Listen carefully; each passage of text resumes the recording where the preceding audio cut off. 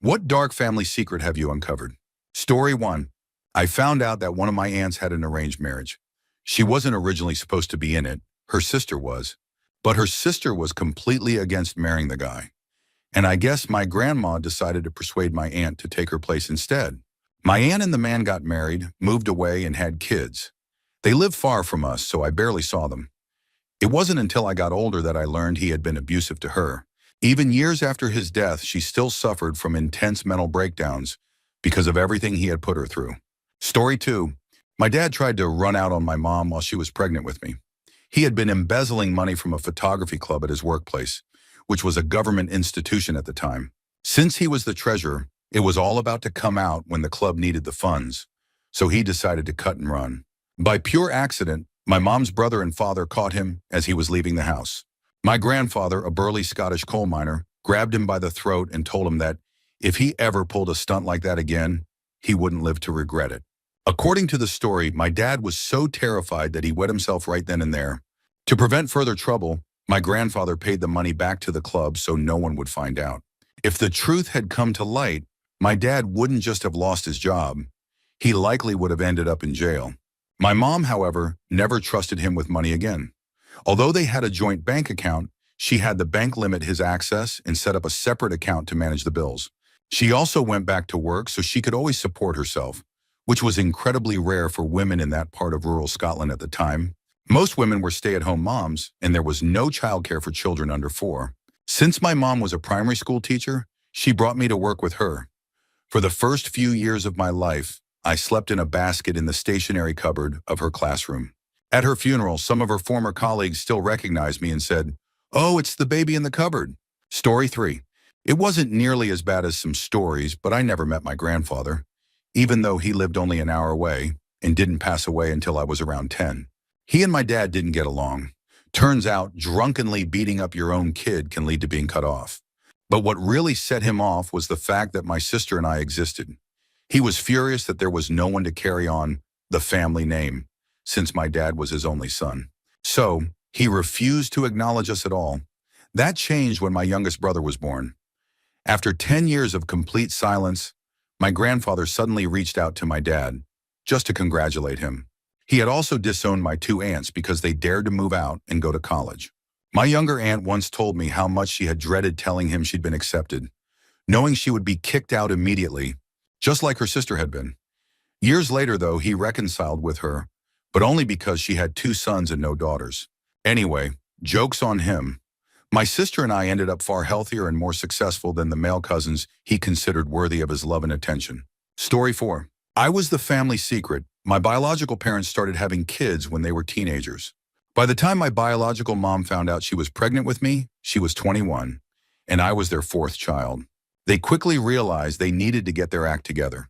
They were already struggling financially, battling drug issues, and barely keeping things together. So, they made the difficult decision to put me up for adoption.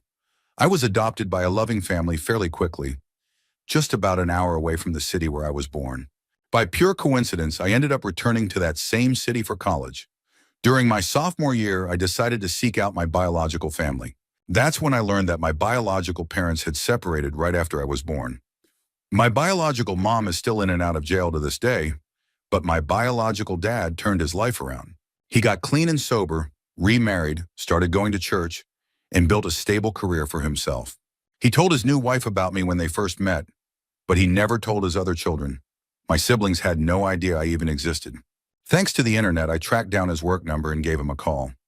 Later, he told me that as soon as I said, "Hi, this might be really weird," but he knew it was me.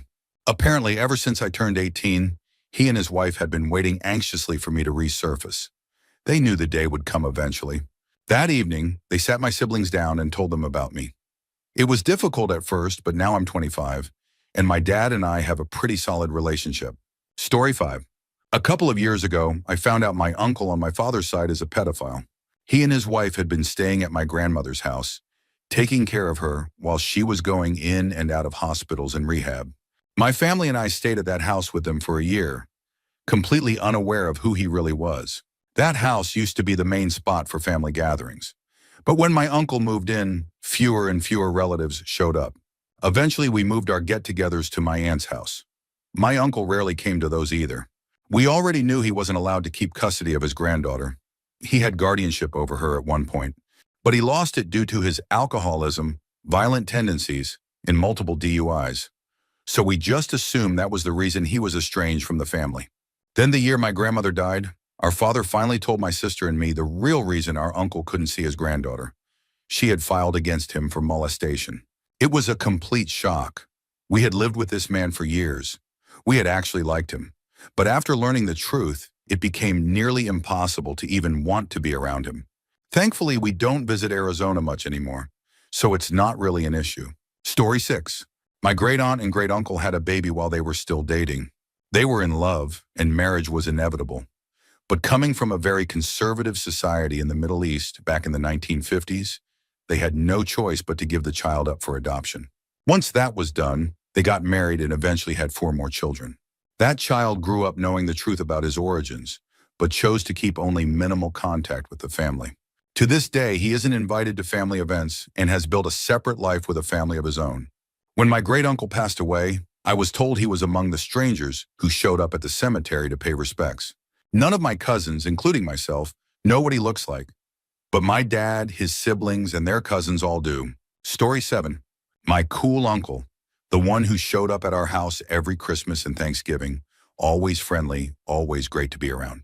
He had a bunch of cats and dogs at his place and had been married to my aunt since just before I was born.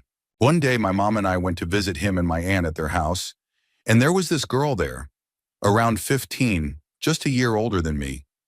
My mom and I were confused and asked, "Who's this?" My uncle just shrugged and said, "Well, I just found out a few days ago that I have a daughter, so I guess this is your cousin." Turns out, before he and my aunt got married, my uncle had a pretty wild bachelor party, which included a hired prostitute. One thing led to another, and 15 years later, my cousin showed up looking for her father. She was incredibly sweet, and my uncle actually handled it really well. He even started paying child support to her mother. Completely his idea. My aunt, surprisingly, was very forgiving about the whole thing. I've never met my cousin's mom, but at least my uncle stepped up. Story 8. Does it count as a family secret if it was a secret about me that everyone was keeping from me? I recently found out that for the last 13 years, my entire extended family believed I had been raped in my early teens. The only problem, I was never raped. It was all a figment of my mother's imagination. She took a single comment I made, twisted it in her head, and then told everyone that I had been assaulted, but that they shouldn't ask me about it because I was too traumatized to talk about it. Fast forward 13 years. I was drinking with my sisters and casually mentioned a gynecological study I had participated in during my early teens. They both immediately sighed in relief and said, "Oh, thank God you finally said something. We've been tiptoeing around this whole rape thing for over a decade." Imagine my face in that moment, realizing that my entire family had thought I was a victim of something horrific, but never once asked me about it, never did anything to support or protect me. I had to gently tell my sisters that I had never been assaulted and that they had spent over a decade walking on eggshells around me for absolutely no reason. Story 9. My uncle got his high school girlfriend pregnant, and my grandmother took her to a clinic for an abortion. She agreed to pay for it, but only if the girlfriend never told my uncle that she was terminating his child. When he eventually found out, it destroyed him, but that hardly excuses what he did next. Around the same time, my mother got pregnant by my father. My grandmother, just as discreetly, offered her the same deal, an abortion fully covered if she just let it go. My mother refused, and let's just say, she didn't hold back in telling my grandmother exactly what she thought about the offer. My uncle, still furious over what had happened to his own unborn child, found out my mother had refused. He tracked her down and punched her in the stomach for daring to take what was ripped away from him. She miscarried. I should have had an older brother, but my uncle took that from me. And yet my mother, the saint she is, forgave him. She even tried to help him get therapy. He rejected her efforts and joined the army instead. I didn't learn any of this until I was an adult, and it seriously messed with my head. My uncle and I had always been close until I came out. That's when he cut me off completely. It turns out he somehow saw me as the daughter his mother had forced his girlfriend to abort. Story 10. My family could have been worth millions, My great-grandfather built a company from the ground up called Johnson Corrugated. We made corrugated cardboard for shipping boxes. He was by all accounts a major asshole, but he built the family empire, so we still talk about him with a certain level of respect. My grandfather was supposed to inherit the company about 30 years ago, but then Uncle Randy happened. At the time, my great-grandmother was still alive and, technically, the owner of the company. But she was also blind and deaf. Uncle Randy swooped in, impersonated my grandfather, and had her unknowingly sign the entire company over to him. He then took $15 million, gave half to his son, who immediately fled to Europe after receiving death threats. And within a month of screwing over the entire family, Randy died of cancer. Nobody went to his funeral, and to this day we piss on his grave. Meanwhile, my grandfather, now 80, still can't retire because he's been fighting this in court for 20 years. He's buried in $300,000 of legal fees. Screw Randy. I found out about all of this after stumbling across a massive stack of legal documents in my grandpa's attic. As for Randy's son, we still don't know where he is. Story 11. My grandmother had a sister who died in the 1960s. She never married. She had served in the army during World War II. When my grandmother turned 100, we spent time looking through old photo albums together. She told me all kinds of stories about her life. At one point, I climbed onto a chair to grab another album for her. That's when I noticed a small book tucked away at the back of the closet. Inside, there were photos of my great-aunt in an army aircraft, what looked like a fighter plane, and a few pictures of her with other people. On one page, written in simple, delicate handwriting, were just a few words, "Yours for all eternity." My grandmother panicked the moment she saw me holding the book. She told me that nobody had ever seen it before, and that she had promised to take it to her grave. Then for the first time, she told me what she believed to be the truth. Her sister had met someone during the war. Man or woman, she never knew, and that person had been killed. After that, my great-aunt had decided to never love again. I never told anyone about the book until a few weeks ago. My father asked if there was anything from my grandmother's house that I had wanted. The book was gone. When the house was cleared out, nobody had realized its importance. Honestly, I think my grandmother would have been happy about that. She died at 102, having lived through 2 world wars. She's my hero. Story 12. I was always told that my dad left me when I was born. Technically, that was true, but I later found out that everything else I had been told about him was a lie. I first got suspicious when my cousin, who apparently didn't know the cover story, casually mentioned that my dad had blonde hair. My mom had black hair, and that was supposedly where I got my black hair from, but everyone else had always told me that my dad had black hair too. Something didn't add up. I kept that thought in the back of my mind, but what really confirmed my suspicions was when I had to get my birth certificate to join the military. Listed under father's name was Alexander Smith, a name I had never heard before. My last name is also Smith. But my family had always told me it was just a random choice from a baby name book, which was why it was different from the rest of my families. That didn't sit right with me, so I started doing some digging. I spent the next few days researching Alexander Smith, and everything added up. He was born in Russia, had changed his name when he immigrated, and my DNA results showed I was 70% Russian, which made way more sense now. What really sold it, though, was when I found that his mother's name was Natasha Kelovich, the same name as my grandmother. I confronted my family about it, and that's when they finally told me the truth. Yes, he was my father. And here's what happened. After I was born, he made it clear that he didn't want kids. One night, when I was just a baby, he tried to smother me in my sleep. My brother and uncle caught him in the act and stopped him. He left after that, and they immediately called the police, but it didn't end there. Not long after, he came back. In the middle of the night, he set our house on fire. He killed our family dog in the process, and the fire spread to another house, killing an elderly woman. He was arrested, convicted, and sentenced to life in prison. He later died behind bars. My family said they kept it a secret because they didn't want me to know that my biological father was a murderer, or that he had tried to kill me. They were planning to tell me through a letter once I joined the military, but I figured it out first. Story 13. My mother probably went abroad to have an abortion. When I was 3, she and my grandmother took a month-long vacation together. It was the only trip the two of them ever took alone. It was also the only time my grandmother traveled without her husband. While they were gone, my dad's parents took care of me. The day my mom returned, she handed me a pair of maracas. She and my grandmother told everyone they had been to Spain, but something was off. They never brought back any pictures. They never told any stories about their trip. My grandmother had tons of photos and anecdotes from her other travels, but for some reason, she had nothing to say about Spain. When I was around 8, I asked my mom about it. Her response? A quote from My Fair Lady. "The rain in Spain falls mainly on the plain." That was it. She never showed me a passport stamp. For all I know, she never even had a passport. Years later in college, my mom claimed she had never traveled overseas. I reminded her about the trip to Spain. She just went silent, like she had been hoping I'd forgotten. Looking back, there were other hints that something wasn't right. She tried to donate the maracas a couple of times, but I insisted on keeping them. They mysteriously disappeared when I was about 10 or 11.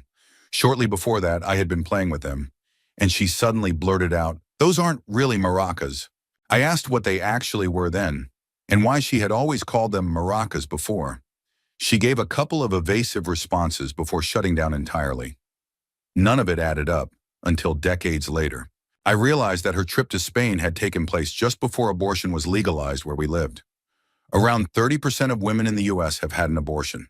Given the timing and the secrecy, my best guess is that she and my grandmother either drove to Canada or flew to the UK and spent that month shuttling between clinics and a hotel room. At the time, my parents and I were living in a one-bedroom apartment. They probably decided they couldn't afford a second child. My dad never suspected a thing. What makes it even more interesting is that my mother has been a lifelong Republican, but she is adamantly pro-choice. She has never been the type to take an abstract stand on an issue unless she has personally experienced it, and she never let anyone question her about that trip. Honestly, I think I finally understand why. Story 14. My uncle had a child out of wedlock. When that child grew up, they discovered our grandfather and started calling him multiple times a month, each time with some sob story asking for money. Being the kind-hearted but unbelievably gullible man he was, my grandfather almost always gave in. Then one year, my uncle dropped off the map. No calls, no word, no one knew where he was. His family genuinely feared the worst. Then the child called.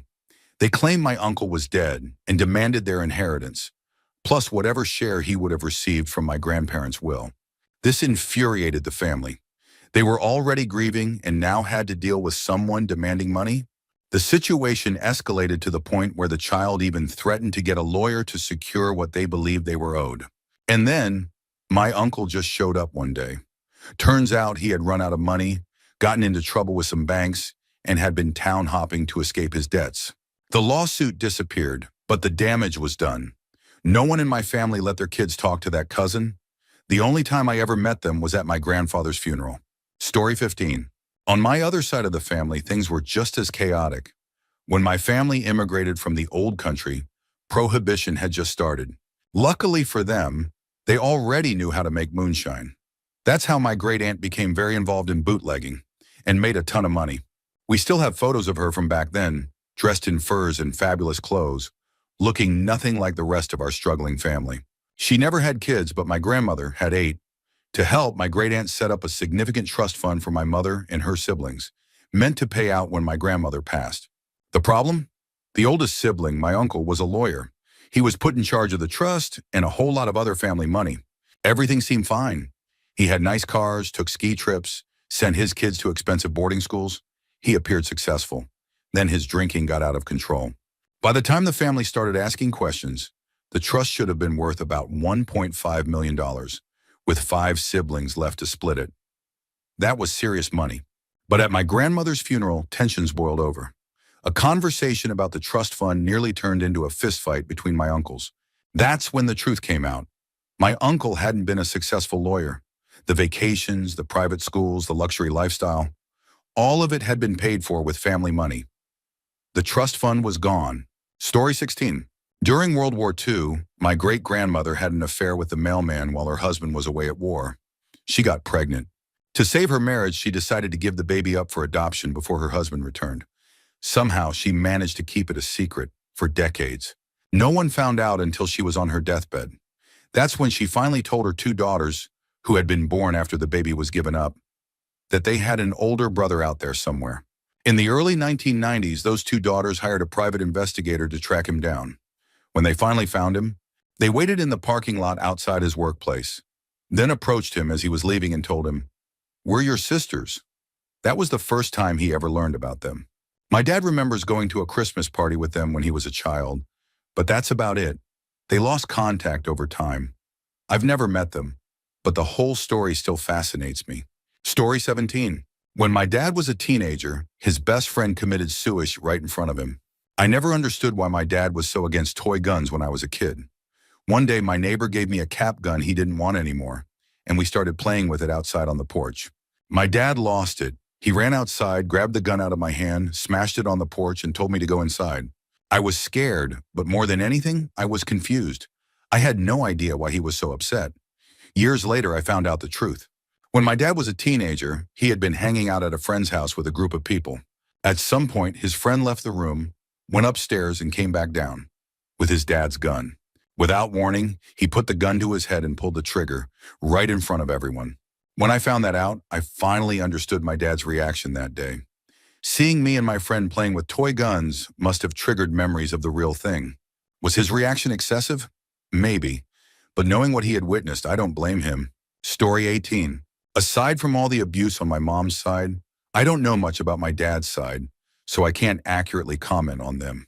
As for the secret, my mom refused to tell me anything about my dad while I was growing up. All the pictures of him vanished when I was very little, and she would only mention him if I did something she didn't like, using him as a comparison. If I asked anything, she'd get so angry. She was a volatile person, so I had to be extremely careful around her.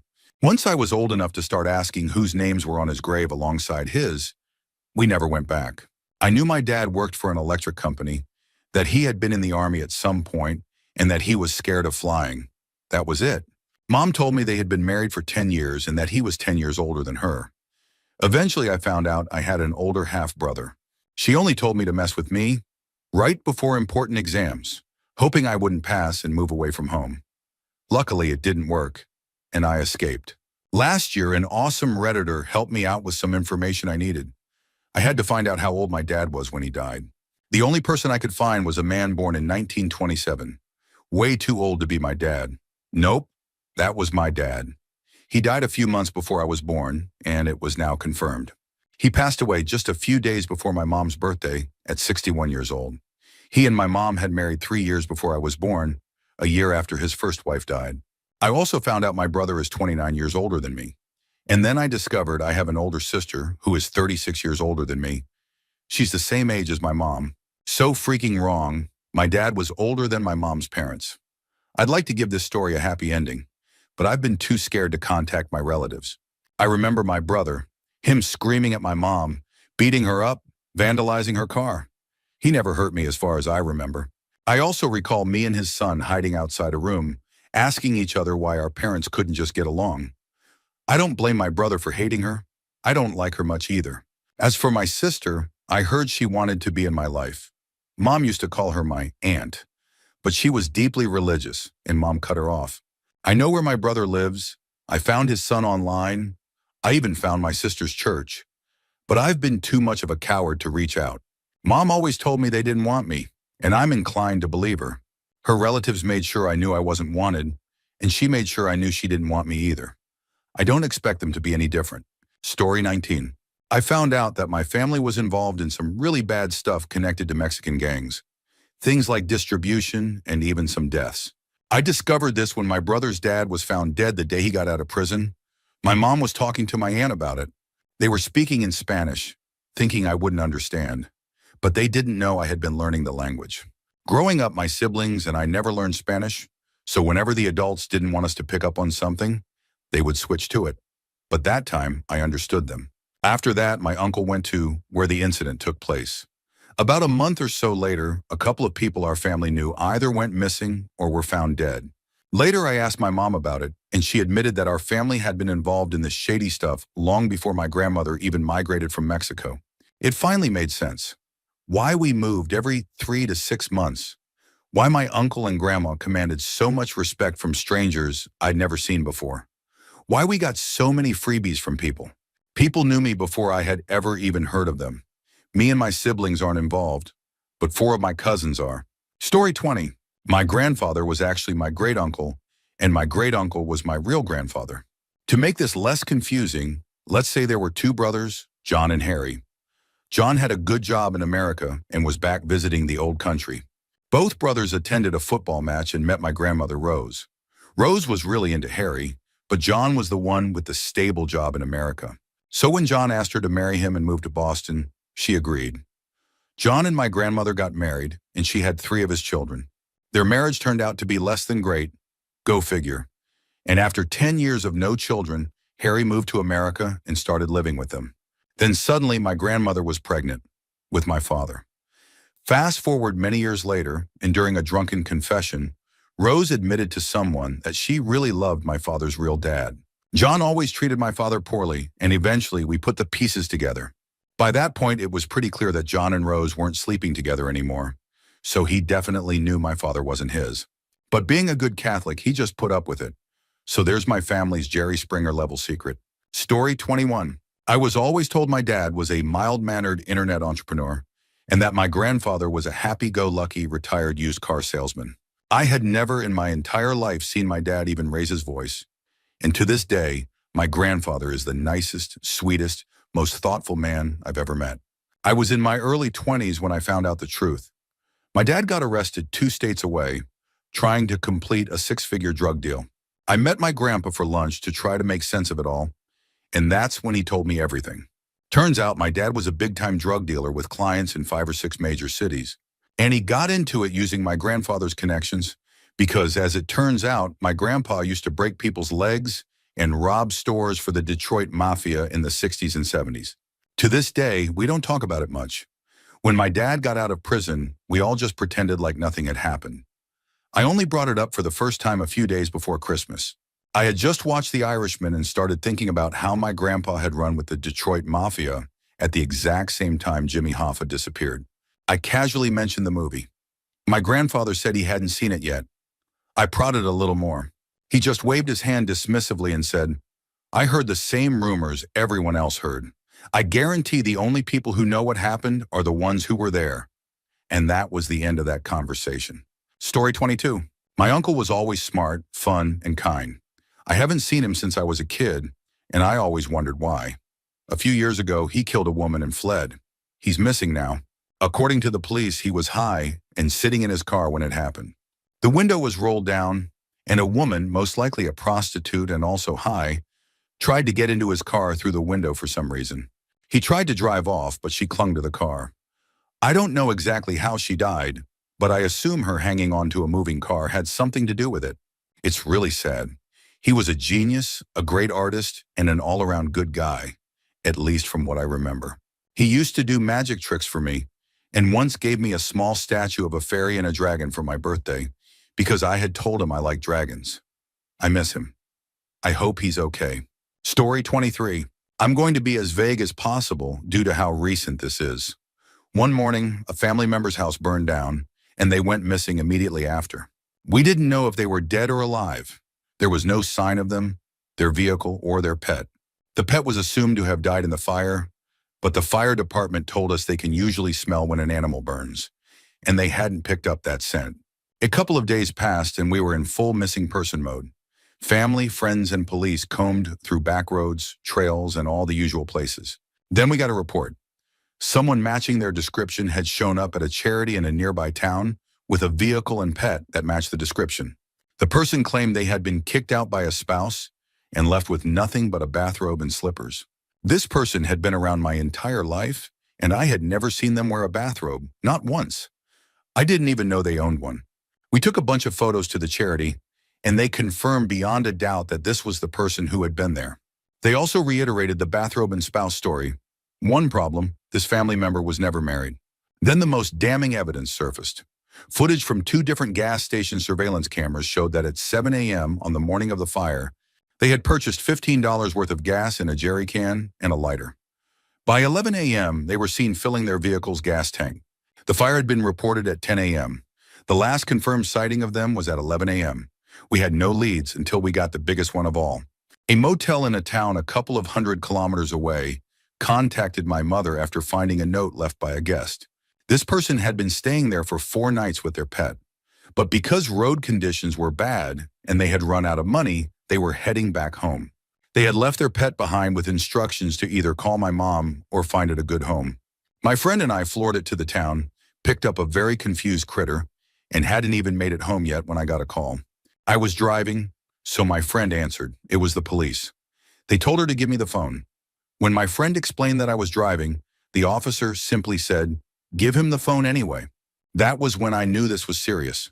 My missing family member had been pulled over by police on the route home. We turned around and floored it again. When we caught up with them in a small town an hour from home, they were different, jumpy, shifty. Something was off. When we finally got home, things started to settle. They claimed that someone had shown up at their house, drunkenly demanded money while calling them by the wrong name, and threatened to return later. This supposedly scared them into grabbing their pet and fleeing. They even implied that whoever this was might have had something to do with the fire.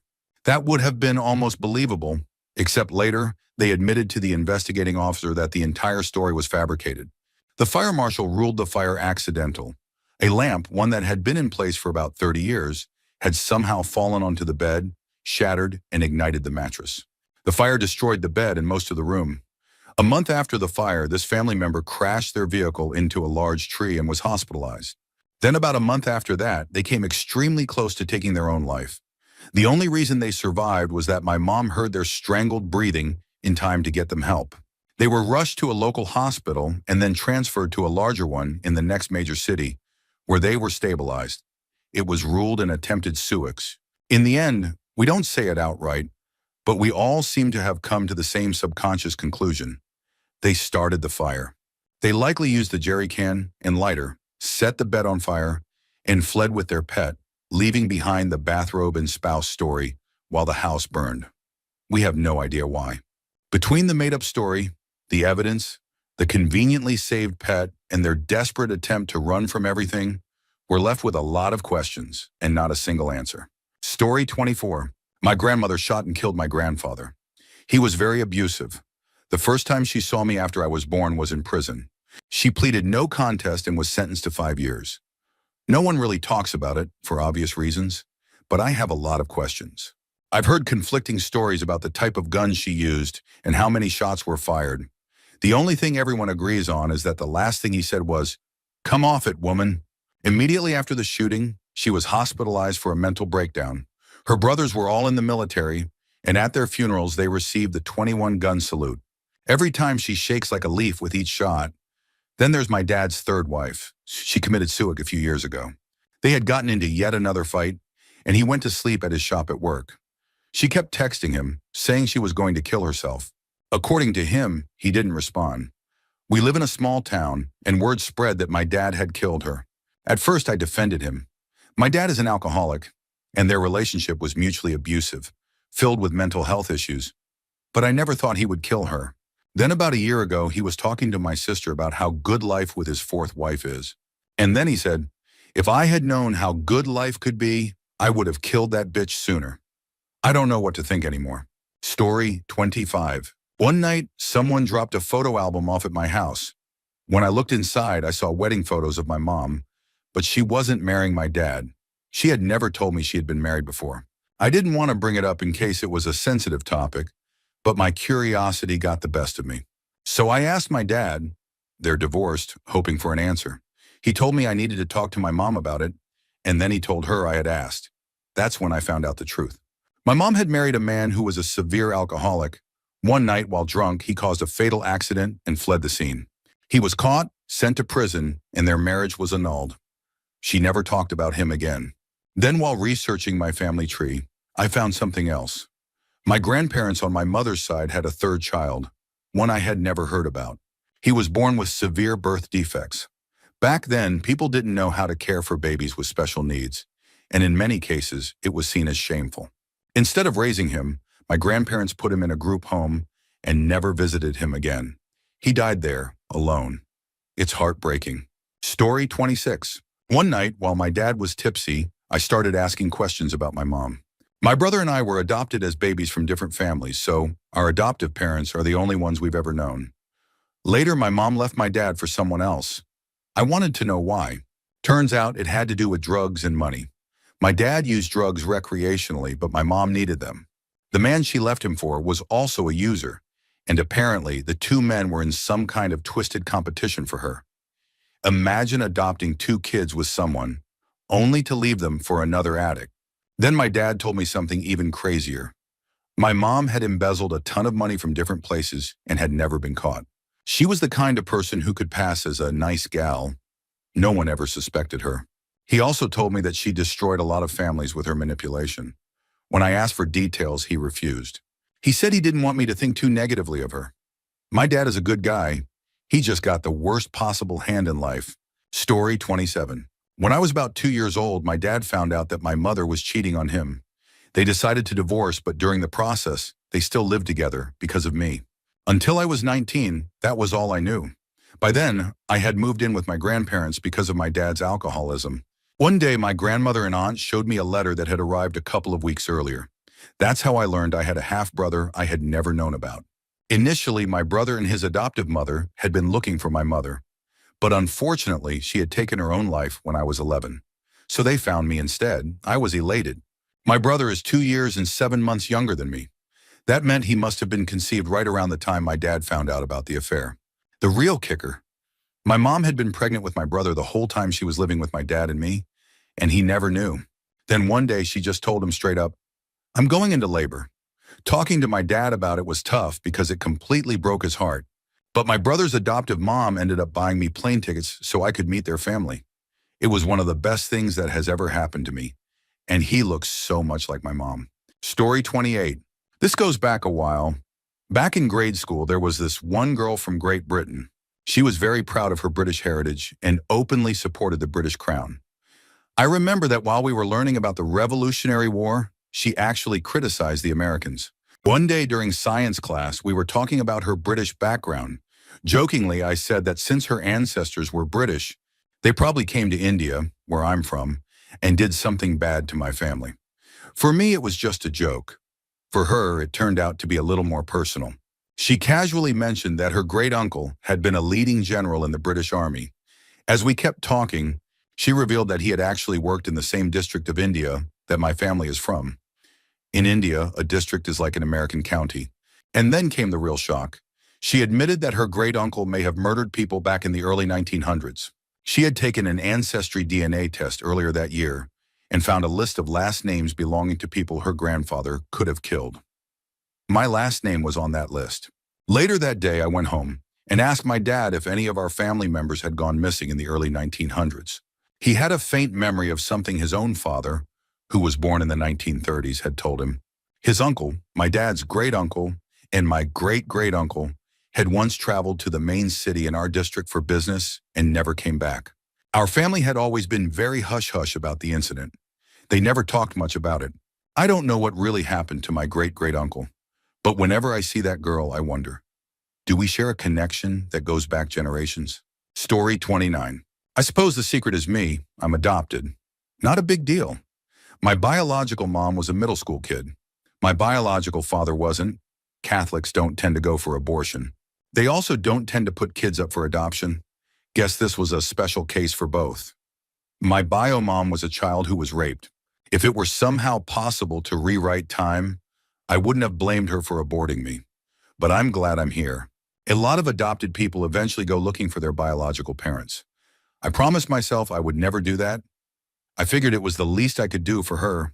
I don't know who I look like, him or her, but I don't want to risk making her stare into the face of a horror from her past. It never really occurred to me until college that I probably have half-siblings out there. One day I was in one of the buildings on campus when I saw a girl walking toward me. She was tall, lean, and had olive skin, black hair, and a distinct nose. I felt something off about her. She looked so familiar, it actually unnerved me. She was pretty, but there was something unsettling about that observation. Something I had never felt before and have never felt since. Hours later, while I was in my apartment's bathroom, it hit me. The nose, though hers was mercifully unbroken. The height, the build. She looked like my sister. Now, I doubt she actually was my sister, but she could have easily been a relative. A cousin, maybe. My university was close to the city I was born in, and that's when it struck me like a ton of bricks. I have blood relatives out there. Lots of them. I was adopted by amazing parents and have had a good life. I'm satisfied with that. But when I think about how I got here, well, story 30. My great-grandfather was involved with a mafia group. At first, he was a terrible man. According to stories from my grandmother and great-aunt, he hurt them in ways no one should ever experience. 3 years after marrying my great-grandmother, he abandoned the family. They told me that he took his own life 6 years later. One day, while exploring my great-grandmother's house, I went up to the attic. There was a strange spot on the wall that looked like a cupboard, but it had been painted over and had no handle. I had never noticed it before, and it intrigued me. I found a crowbar in my step-great-grandfather's workroom and decided to pry it open. Inside was a dusty old book. When I opened it, I realized it was my great-grandfather's journal. What shocked me most was discovering that he had actually returned, 4 days before his supposed suicide. As I read further, I learned the truth. The mafia had killed him for causing their leader's death during a drug trafficking incident. They had staged everything to make it look like he took his own life. I never told my grandmother about what I found. After reading the rest of the journal, I placed it back inside the hidden compartment, sealed it, and left it as it was. Story 31. I found out that my mom was adopted and that her entire side of the family had kept it a secret for 60 years. It all started when I planned to surprise her with a vacation. I needed to send off her birth certificate and photos for a new passport. Then she got a phone call. Something was off about her birth certificate. Numbers had been scribbled out and rewritten, making it look suspicious. They even suspected we were trying to commit fraud. Confused, I called one of my mom's cousins and asked, "Is there something the family isn't telling us about my mom? Because her birth certificate looks altered." The response was a firm no. So I called my grandmother and asked the same question. Same denial. Then I just said it outright. "She was illegally adopted, wasn't she? You bought her, didn't you?" Silence. At first she denied it, over and over. I wasn't being rude or confrontational. I just wanted the truth. Finally, after a long pause, she admitted it. "Yeah, it's true." I asked, "Who knew?" And she said, "Everyone on your mom's side of the family." It broke my mom, but we reassured her with a simple truth. She has been your mom for 60 years. She chose you. She wanted you. Life went on. My grandmother later fell ill, and we took care of her in our home for the next 7 years. Nothing changed between us. Then my mom found her biological family, and that's when things got really strange. She had 4 brothers and a twin sister. They had grown up on the same street, attended the same school, and had even been in the same class for 11 years. They were childhood friends who had simply lost touch over time. My mom always said that people would comment on how she and her best friend looked identical, but no one ever suspected the truth, because my mom's adoptive family was Jewish and her biological siblings were Christian. Story 32. I wasn't my father's biological daughter. Turns out everyone in the family knew, except me, until just before my 18th birthday. And the way I found out was far from pleasant. My mom had finally had enough of my father's emotional and physical abuse and asked for a divorce a few weeks prior. Then a week before my birthday, what a way to enter adulthood, right? My father ambushed me with the truth. He told me I was actually the result of a mistake between my mom and another man. He said he had stepped in to be my father because he was really into my mom at the time and didn't think he could have children of his own. But he was wrong. He wasn't as into my mom as he thought, and once she had children that were biologically his, he couldn't love me the same way.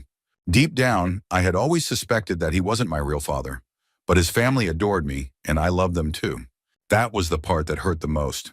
Not losing him, but realizing I wasn't truly my grandparents' granddaughter. I cried for months over it. Eventually, I met my biological father. Unfortunately, he and the man who raised me had far too much in common for my liking. I resented him for abandoning my mom as a teenager, leaving her pregnant and alone. Now I'm pretty open about it. The hardest part was telling my cousins and siblings. But these days, I can even joke about it with my younger siblings. Life moves on. Story 33. I actually shared this story on another post earlier today, but it fits this question perfectly.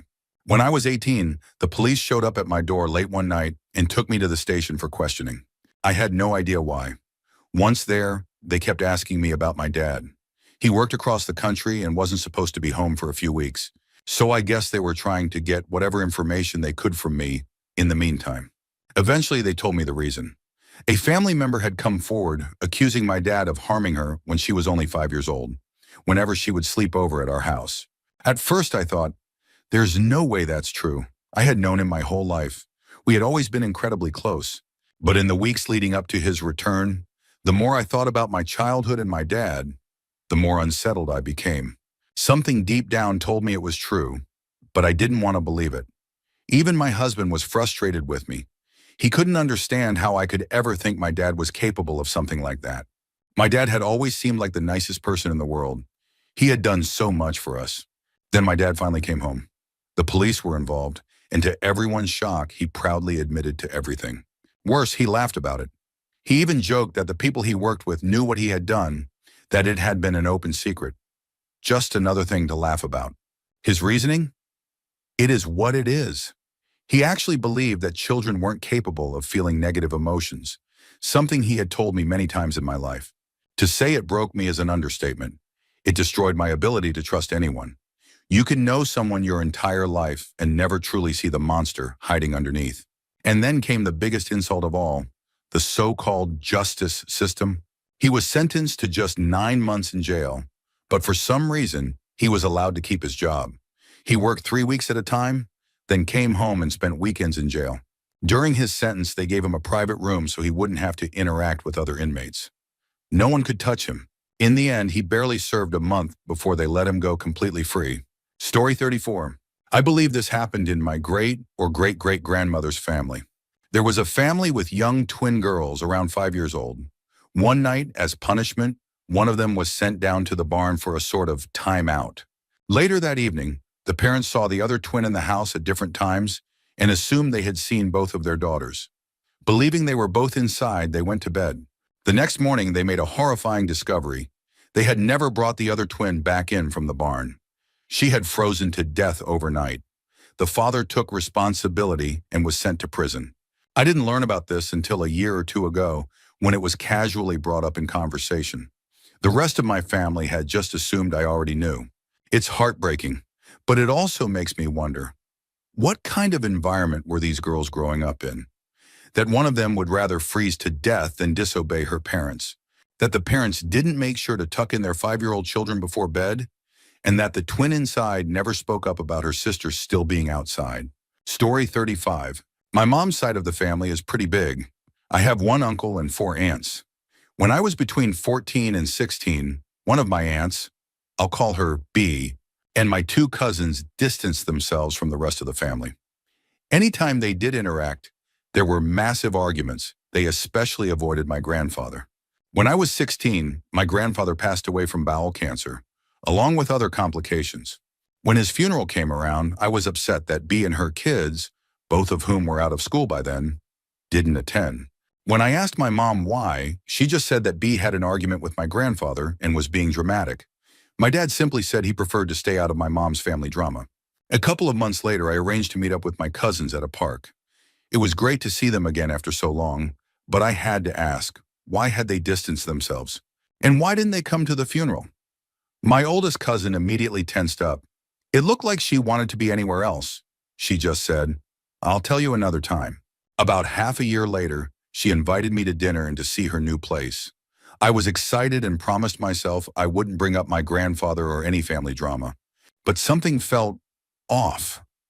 The whole dinner, she looked like she was in pain or afraid of me. I couldn't tell which, but it was unsettling. Afterward, as we walked back to her place, we laughed about how much our younger siblings were alike. It felt like old times. When we got to her apartment, we sat in her room drinking tea. Then out of nowhere, she started crying. I had no idea what was going on. After a while, after I hugged her and helped her calm down, she finally told me the truth. When she was 17 and in her final year of school, she often stayed at my grandfather's apartment since it was close to her school. And one night, he tried to touch her. She ran. B picked her up. A few days later, my grandfather actually showed up at B's house. He knocked on the door and apparently tried to apologize. B didn't say a word to him. Eventually, he left. My cousin told me she had managed to move past it after a year or two. But the worst part? The entire family still defended my grandfather. Even now, after his passing, My mom has never told me because she assumes I hold my grandfather in high regard for everything he had done for the family. Hearing this shattered my trust in my parents and in most of my family. At the same time, I'm glad she told me. She said it was the first time she had spoken to anyone about it other than her sister and parents. And that just talking to me helped her a lot. Since then, she has told a few of our older cousins. I haven't told my younger sister yet. She's only 14, and she doesn't need to carry this right now. I did confront my dad, and he had the exact response my cousin said he would. He dismissed it as my cousin looking for attention and told me to talk to my mom about it. That was over a year ago. I still don't know what to do. So here I am sharing it here. It's good to talk to someone. Story 36. When my older sister was 17, she attempted to harm my grandmother, on my father's side, in her sleep. Admittedly, my grandmother wasn't the best person, but she had never done anything to my sister that would justify such an extreme act. A little background. My sister already had a history of criminal behavior. She stole frequently and was quick to get violent with other students. The incident happened after she ran away from home, which consisted of my mom, my maternal grandmother, and me. She started living with my dad, my paternal grandparents, and my grandfather. One night she sneaked into their bedroom. She grabbed a pillow and pressed it over my grandmother's face. Fortunately, my grandfather woke up in time to stop her. He restrained her, making sure she couldn't move, while my grandmother called the police. Because she was only 17, the police couldn't do much. But she was taken to court for underage offenders, similar to the Jugendamt in Germany, and they ruled that she could no longer live in their household. So she moved back home, and that's when the real nightmare began. She started abusing me. Ever since, we've made sure to lock our bedroom doors every night. Story 37. I really hope my family never finds this. I've pieced this together from bits of information I've gathered over the years. It all started when my sister got into her first serious relationship. After high school, her boyfriend started a business. Then out of nowhere, they broke up. He immediately left the country, fleeing to Germany as if someone was chasing him. Years later, she broke up with her second boyfriend under equally strange circumstances. At first, I didn't think much of it, but the more I looked into the odd things surrounding my sister, the more disturbing the truth became. Here's the timeline. When her first boyfriend started his business, my sister bought us a Wi-Fi router and an internet connection. That wouldn't have been suspicious, except that her boyfriend had no idea that his name had been used on the contract. The bill was outrageously expensive. When he discovered the debt, he had two choices: pay it off, which he couldn't afford, or disappear. He chose the second option. He showed up at our apartment one last time, took a secondary monitor he had left there, broke up with my sister, and vanished. He deleted his social media and cut off all contact. I think he eventually managed to pay off the debt with the money he made in Germany, but it forced him to close his original business. Then our second cousin came to town and stayed with us for a few days. During that time, my sister slept with him multiple times. I even suspect she and her best friend had a three-way with him. The problem? He caught feelings. For my sister, it was just a fling. For him, it was something more. Later, my sister cut all ties with her best friend, apparently out of jealousy because she had started dating a neighbor. Shortly after, my sister made a Facebook post that looked like her account had been hacked. She announced that she was breaking up with her boyfriend due to undisclosed reasons. Here's what really happened. Our second cousin had started making trouble. He wanted to marry her. When she refused, he threatened to expose everything to the entire family. He claimed that she had made him drunk and taken advantage of him while he was unconscious. Terrified, my sister confessed everything to her boyfriend. He, in turn, threatened to call the cops on our cousin, accusing him of assault if he didn't back off. Our cousin panicked. He cut all contact and left the country, moving to England for work. Later, when my sister and her boyfriend went to college, they broke up. Officially, it was due to limited time constraints. This is the one secret that could completely destroy our family. If the truth ever got out, my sister would be completely alienated. Her second ex and our cousin have both forgiven her, but I doubt her first ex ever has. Story 38. On my grandfather's deathbed, my oldest aunt revealed a secret that only she had known, the truth about his name. See, my grandfather's name was DJ. His parents had always told him that it didn't stand for anything, that they had just liked the initials, but that was a lie. At some point, my grandfather found out the truth. His mother, my great-grandmother, had cheated on her husband while he was away on a business trip. The man she had the affair with, a traveling Cherokee salesman named David Johnson. As a way of permanently reminding his wife of her betrayal, my great-grandfather named the baby after the man she had cheated with. DJ was really David Johnson Jr. It made so much sense. My grandfather had jet black hair, while all of his siblings were blonde or brown-haired. Whenever someone pointed out, the family would make excuses. Oh, he just plays outside a lot, or it's a birthmark. After my aunt told my mom this story, she decided to ask my grandfather directly. He confirmed it. The irony: my great-grandfather still raised him as his own. He never treated him differently. He loved him. A stand-up guy. Though I still don't know how to feel about him naming the child after his wife's affair partner. Story 39. I once read my sister-in-law's diary. She had written about how devastated she was when my brother cheated on her. How broken she felt when he forced her to lie to their friends and family about what had happened. She wrote about how she just wanted to disappear because he had manipulated her into allowing his mistress and their child to move into their home, while she and my brother were still raising their own 2 kids together. Eventually, they got divorced. They told everyone that the affair had happened during a mutual break in college, that their marriage ended because of differences in finances and her struggles with medical issues while running their shared business. But in her diary, she had written the truth, that she couldn't live with a man who would sleep with another woman in their house, then come share a bed with her like nothing had happened. I've never revealed all the details outright, but when people ask why my relationship with my brother has become strained in recent years, I've let certain things slip, just enough for people to start questioning the narrative. It's hard to accept. I used to look up to him, but he destroyed that woman's life just to satisfy his own selfish desires. She's struggling now, and worst of all, they both neglect the kids they had together. That's the part that makes it truly heartbreaking. Story 40. My grandfather was born in Lebanon and didn't move to the U.S. until the 1930s when he was in his 20s. He had 2 older brothers and an older sister. They were Christian.